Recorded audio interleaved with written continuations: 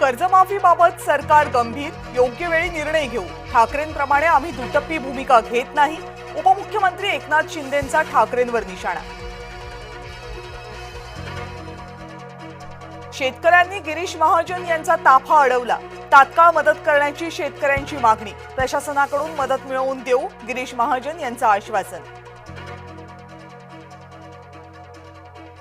बीडमध्ये पुराच्या पाण्यात 30 ते 40 जण अडकले. लष्कराचं पथक दाखल, मदत कार्य सुरू.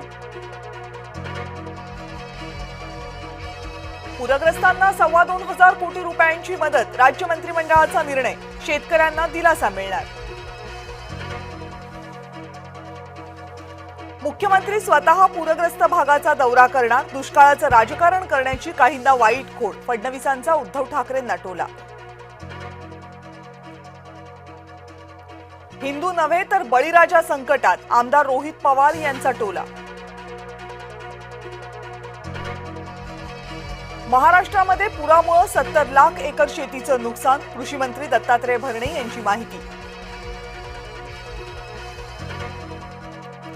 अजित पवार पुण्याऐवजी उद्या मराठवाड्यात जाणार. सार्वजनिक कार्यक्रम टाळून परिस्थितीवर लक्ष. शेतकऱ्यांना संपूर्ण कर्जमाफी द्या. खासदार सुप्रिया सुळेंची महायुतीकडे मागणी.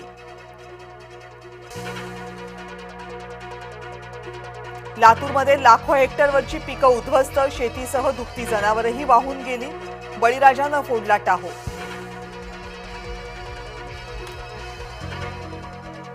पंकजा मुंडे बीडच्या पूर परिस्थितीचा आढावा घेणार. नागरिकांना सतर्क राहण्याचे मुंडे यांचं आवाहन. मराठवाड्यात पुरानं परिस्थिती भीषण. अतिवृष्टीमुळे अनेक ठिकाणी शाळा बंद. शाळकरी मुलांच्या सुरक्षिततेसाठी प्रशासनाचा निर्णय.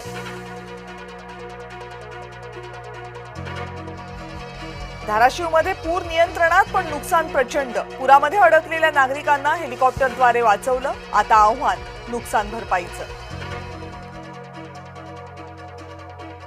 नाशिकमध्ये संततधार. नांदूर मध्यमेश्वर धरणातून जोरदार विसर्ग. गंगापूर, दारणा आणि भावली धरणाचेही दरवाजे उघडले.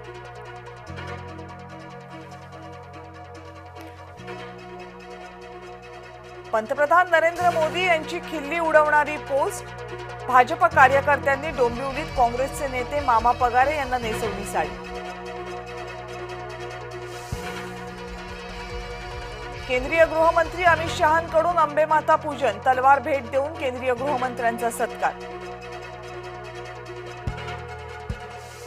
ओला उबेरचे चालक आता आकारणार सरकार मान्य शुल्क. चालकांनी अधिक शुल्क आकारलं तर कंपन्यांवर कारवाई. मुंबईमध्ये लवकरच स्पॉट टॅक्सी धावणार. कुर्ला ते बांद्रा रेल्वे स्थानकादरम्यान सेवा सुरू होणार. वाहतूक कोंडी कमी करण्यासाठी निर्णय.